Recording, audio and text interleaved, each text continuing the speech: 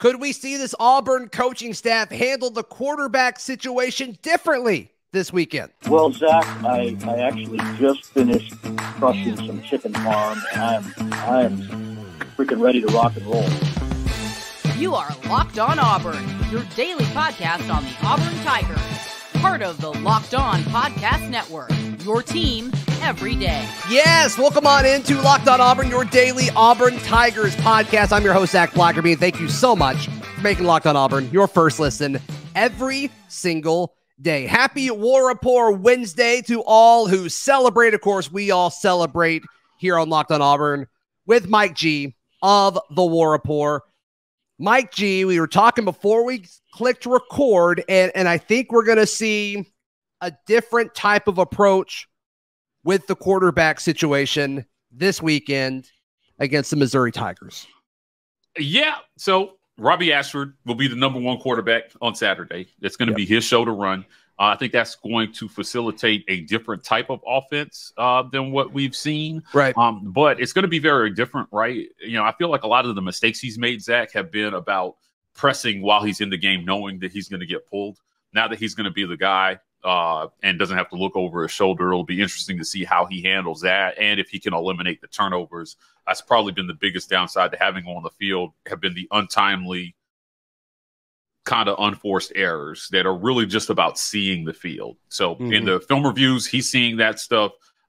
They've got a really bad Missouri team that they're going up against that should provide a good foundation for him to get a feel for the game as the guy the entire game. And, you know, they've just got to manage him. He's looked, even though a little day he's played, he's looked exhausted by the end of the game. And they've got to manage him a little better. I think that's going to happen on Saturday. But you got to think if he's in there for a full game, it'll be more that he's playing quarterback, not like some wildcat role. So you got to think they'll run him less over the course of 60 minutes. I hope for his sake. I mean, just nobody can take that. He's not big enough to be able to handle that. He's not Cam Newton, right? You can't run him 20 times a game. So yeah, but he's got Nick Marshall type athleticism though. If not fast. Sure. Yeah. Right? I'm just talking about the durability aspect of it. Like you don't want to run Robby Ashford 20 times a game. No, you don't. You definitely don't. You don't want your quarterback taking that many hits during the game. No way. Not a chance. Yeah, not a chance of it. But yeah, so I think that'll be good. There was something about the quarterback battle that I thought was interesting. And I shouldn't say battle. I should just say quarterbacks at Auburn. Okay. So if you're watching on YouTube, I'm going to put it up. And for audio, I'll read it to you. But CFB Film Room, a must follow on Twitter, put out a graphic. And it said Auburn's quarterbacks were pressured on 61.8% of their dropbacks versus Penn State, the fourth highest pressure rate allowed by an SEC team over the last 5 seasons. And TJ Finley retweeted that. Yeah, I saw this. What are your thoughts on him doing that? Yeah, I don't think that's a good thing to do. Essentially throwing the line kind of under the bus there with that retweet. But listen, a lot of that when we watched the film came in the second half of the game. Penn State figured out, blitz the crap out of these quarterbacks, go after them, force them into errors. They were willing to give up a big play here or there, which they did. Certainly they gave up a big pass to Tank where he ran it to the 50-yard line at the end of the half, and they went after him. And the bet was these quarterbacks will not consistently recognize the blitz or find the open guy, and eventually will make a mistake. It was a good gamble by them. I'm not sure, again, if the quarterbacks improve, Zach, that won't be a good gamble moving forward. So that's something that they're going to look at in film this week. I expect Missouri to try that. What do you have to lose, man? I expect them to sell out and make the quarterback prove that he can beat you. I think every team is going to take that.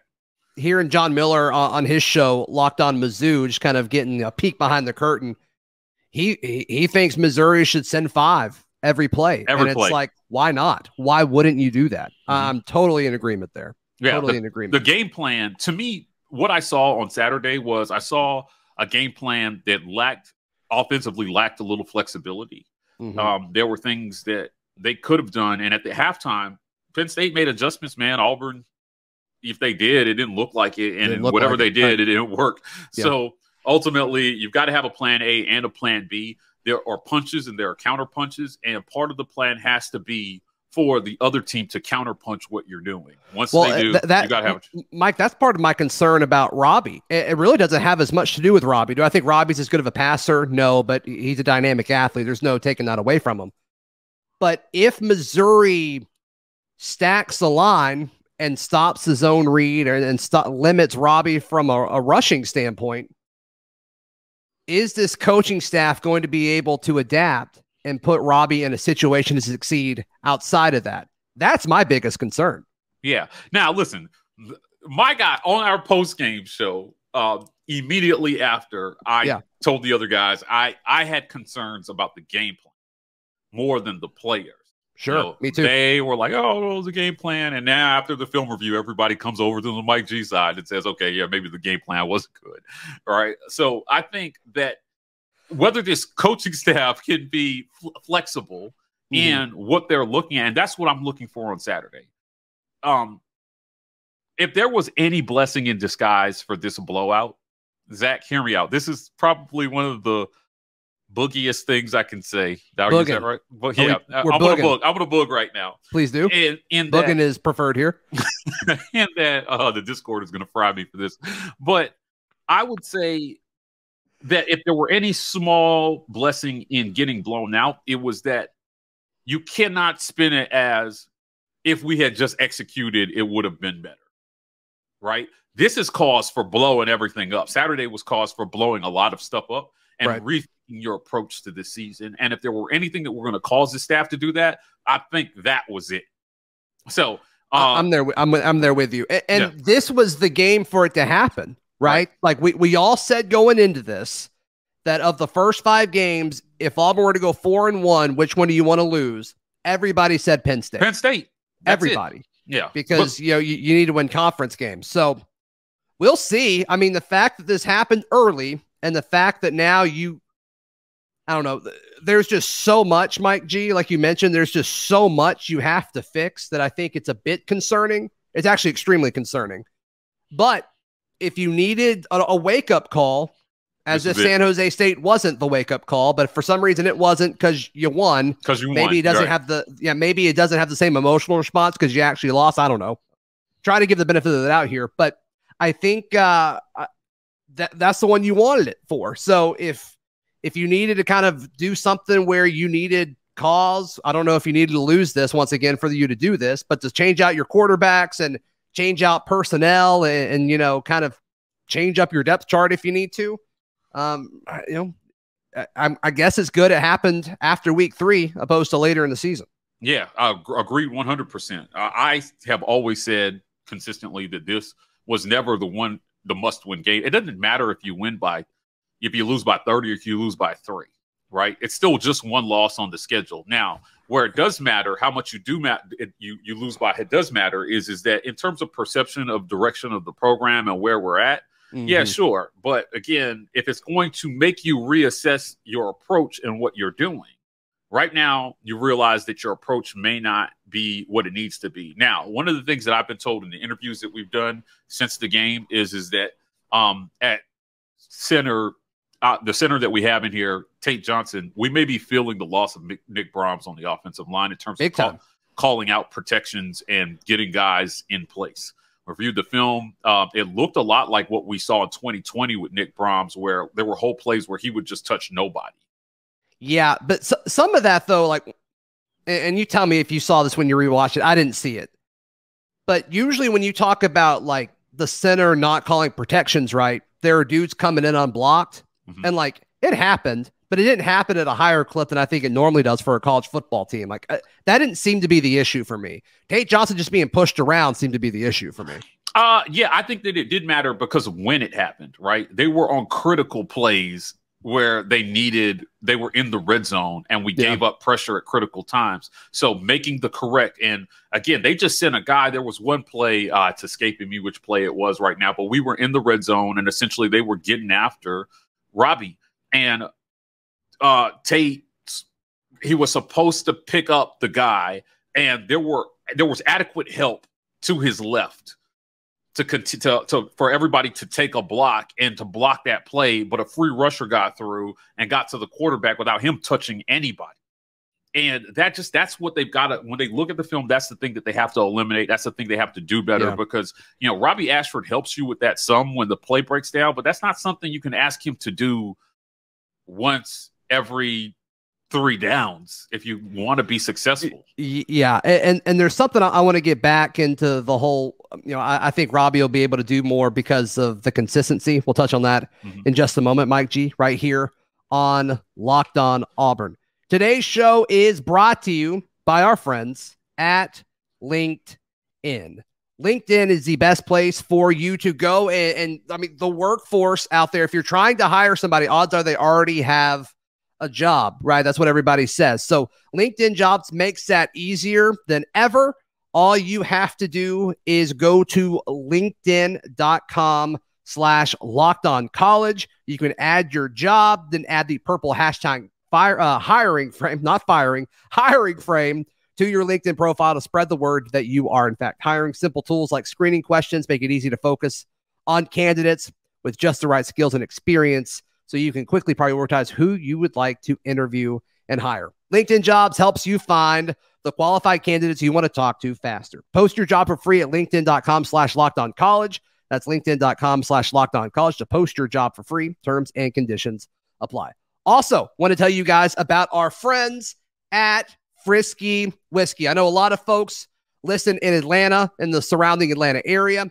If you are coming into campus this weekend, be sure to stop and check out our friends at Frisky Whiskey. 10,000 square feet of happiness, 10,000 square feet of selection, 10,000 square feet of incredible prices on your favorite beer, wine, whiskeys, vodkas, whatever you want. Frisky Whiskey has it going on. So you'll see as soon as you kind of get close to the Alabama-Georgia border, you'll see billboards all over the place pointing you in the right direction to see our friends at Frisky Whiskey. Thank you, Frisky Whiskey, for partnering with Locked On Auburn. Mike G, another element of this that I think is funny, and going back to what TJ Finley retweeted, his most recent like on Twitter at the time of us recording. Have you seen this yet? I don't think that I have. Okay. It's the popular Auburn Twitter account, AU Nerd. Fantastic follow. He's quote tweeting himself, an absolute dime by TJ, the throw to Landon King. Right. And AU Nerd says, after this epic play, Auburn immediately subs Robby in for absolutely no success, then puts TJ back on the field in 3rd and long, like, quote, LOL, save us. And he does with a scramble, only to then be pulled again for Robby. So TJ liked that. And to me, I don't think he should publicly like that. I understand where he's coming from, but I was really surprised. I don't know if he doesn't realize people can't see his likes, but I was really surprised when I saw that. Yeah, I think that maybe the public likes of things is symbolic of the frustration that these guys feel about how the season, he's made some other posts about, again, people just kind of talking recklessly on social media. I'm not a big fan of the players even really looking at stuff on social media right now because Twitter is just full of a bunch of nonsense, Zach. But ultimately, still a great place. I think the overall point about the quarterback carousel not being good for either quarterback, I think is valid. And it's completely valid. And to me, this kind of proves it, right? And I remember just kind of watching that unfold during the game. It's like, I'm cool with the rotation, I guess. The theory of it I'm cool with, but if somebody's going to complete a long pass or make a big play, like, why would you take him out? And it happened twice on that same drive, and that's what TJ is liking on AU Nerd's tweet there. And the messaging from the quarterbacks has been big brother, little brother type thing. And then you see that, and it's like, is that true? Is that true? Or do they both feel like they deserve the job, which they both might? Yeah, everybody wants to be the guy. Let's be clear. Yeah. I don't care what these guys say publicly. Everybody wants to be the guy. And, just the same way TJ is frustrated when he gets pulled after he does something good, Robby probably feels the same frustration. This Saturday, we're going to get to see one of them operate without that frustration. And we'll see how that goes. So this will really tell the tale of where Auburn goes as quarterback. Now, there was an idea before the season started that Auburn's season would go as the quarterback position. Yeah. Right now, that's probably still true, right? Yeah, it is. Now, a lot of people are going to yell about O-line, but I'll tell you, if you look around college football, there are a lot of O-line deficiencies all over this conference, right? Yes, but I still think the places that have bad O-line play, Alabama comes to mind. Like, Alabama's offensive line is better than Auburn's, but like, I don't think it's by a crazy amount. But the quarterback play is so much better. Yeah. And the way they scheme things, like the pass rush has to respect other things. Like, if they rush real quickly, is Jahmyr Gibbs going to be behind him with a screen or a quick pass? And it's like, we haven't really set that up a whole lot. That's why I keep going back to game plan, Zach. It just doesn't seem to make sense to me. Yeah. That's why I keep going back to game plan and saying that, hey, the players are taking the brunt of the criticism for an ineffective plan. And this is why Penn State might have been good, because now you can't put dressing on that. You can't put lipstick on that pig and say, "Hey, I hate that expression so much." Cinderella. Yeah, I don't know. I was struggling there, so bear with me. I knew where you were going. It's right. But, it's right though. Yeah, you're totally right. You can't dress that up as something positive. No. You know, a part of me, I know this is a family show. You got your ass whooped. You got it whooped bad. And you just have to re-examine the positions that you're putting the players in and what you're asking them to do based on what they're capable of. You can't keep complaining about, scheme around what they're not good at. Do it. Find a way to win. The idea that we cannot be successful unless our O-line is like A+ grade, I think is only true if you've got a quarterback who's 100% dependent on that. But I still think there are ways to get the ball out of the quarterback's hand quickly, to give them easy throws and to scheme around the things that you're not good at. Well, what did we hear from this coaching staff, specifically Coach Harsin, all fall and really dating back to the spring about TJ, was how he's got it between the ears. He understands football, coach's approach, yada, yada, yada. And it's like, cool. And then another thing that we heard when they were praising him was how quickly he's getting rid of the football. The defense talked about that too, how frustrating it was because they can't get to him because he's getting rid of the football so much. Where is that? Where are those plays? You know what I mean? Like that's how you fix. I grew up a Patriots fan. I love watching Tom Brady when he was there. And there were several years where he made his offensive line look really good because he threw the ball in 1.2 seconds. Like, I mean, it was just ridiculous. And so we're not really scheming a whole lot of that, Mike G, a lot of these quick passes. And it's just like, I don't understand. I don't understand the approach of it. So I'm with you on scheme and game plan. I'm totally with you. I have a little bit of a hot take, Zach. And I've not been very hot takey on this show, but I will say this. Yeah. I have a little information to suggest that they may not be running the entirety of the install for whatever reason. It's not getting called during the game. So what I'll be looking for now, this was a complaint that we heard from Schwartz back in the day. I remember you interviewed Anthony Schwartz and he talked about, man, all the routes we practice, like we don't run them during games. And I'm thinking to myself, hearing this again, from another player essentially saying, hey, there's more in this than what you're seeing on Saturday. Is this the week that you finally open that up and we start to see that? Because what you're talking about, the reason you heard it is because they are practicing. But for whatever reason, it's not coming to fruition on Saturdays. So is this the week that comes to fruition? We'll wait and see. But I don't know if that's a hot take, but like it was eye-opening to me. It's good info. It's good info. Yeah, and when you told me that before we started recording, I thought immediately of the Anthony Schwartz comment about I asked him about Gus's offense or something like that. And now my question is I wonder how common that is. Like, how common is it when you let's say you prep 100 plays for your game plan? How many of them, like, are you actually running? For real? Okay, so across college football, I'd like to know. I genuinely don't know the answer to that. Now, the defense, what the looks that you see on defense probably dictate what set of that game plan that you run. But this is why I always come back to game plan, right? Is that there's got to be some, a lot of college teams script the first drive. And then after that script is up, you've got to have a plan because you have to anticipate adjustments by their defense to what you're doing.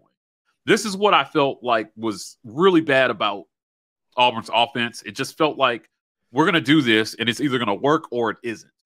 So in 2017, when we had to play Georgia again, my confidence was low we were going to win that game, because in my mind, I'm thinking, are we going to go into that game doing the exact same things we did when we beat them the first time, thinking that it's going to work? Because there's a great coach on the other side that just watched that tape, and beating the same team twice in one season is hard for this reason. Because once you give them a whole game full of tape on what was effective, you either have to come up with a whole new game plan, or you have to out athlete them, just dominate the other team to do the same thing again, and it to work. If it's a well coached and a fundamentally sound team. So my question is just that, Zach. It is, can these coaches make the adjustments that they need to make so that we're not sitting here talking about, make the players should look better because of the game plan. The game plan should cover their weaknesses and emphasize their strengths, and it should work. There are athletes on this team. The idea that we're talentless is not something I'll ever subscribe to. Right. I think there's plenty of talent. They just need to be put in a good position to make plays. I'm there with you. All right, what do we expect to happen on Saturday? We'll touch on that in just a moment. Right here on Locked On Auburn. Today's show brought to you by our friends at Bet Online. At the time of this recording, Auburn is a 7-point favorite, according to Bet Online, over the Missouri Tigers. If you think Auburn will cover that or vice versa, you need to head over to Bet Online and put your money where your mouth is. I go back and forth on this one, if I'm being 100% honest with you. But look, they've got lines for virtually every college football game, every NFL game, MLB every single night. I think the NBA is starting to ramp up again. So be sure to check all of this out at BetOnline. BetOnline is where the game starts. Mike G, far as... Hold on, wait, Zach.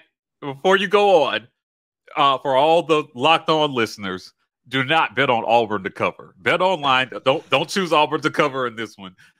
This is not the game I would do it. They've ruined 3 parlays for me so far this year. Oh, yeah? I just, at this point, I don't know why anybody would... Definitely go to Bet Online and support the people who support Zach, but don't bet something. Choose another game. Yeah, I don't know if I'm betting on any Auburn game. Yeah, I'm done for the year. Because I was so confident in the Auburn Penn State under. I was so confident in it. Yeah. And then just the defense just kept giving up points. It's like, oh, okay. Yeah, the second half was terrible. It was awful. It was rough. It's like, how in the world would we have seen that coming? So, cool. What are you expecting on Saturday? We both expect Robby to go out there first. We expect a little bit different personnel changes and things like that on offense, which is great, right? I mean, I almost don't care if you try something and it doesn't work. You got to try something to try something. So I'm cool with them doing some changes there. What else are you expecting specifically from Auburn on Saturday? I expect them to give Robby some easy throws to get him into the flow of the game. He has not really had that chance at this point. So in the second half, he got a whole half of football. We saw what he can do. On the only touchdown they scored, it was a quick blitz recognition where he dumped it off to Jarquez. Jarquez has excellent hands, by the way.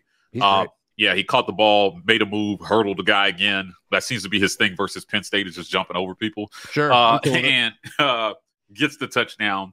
But we saw the amount of times that Auburn crossed the 50 in that ball game, it would shock you that they only scored 12 points.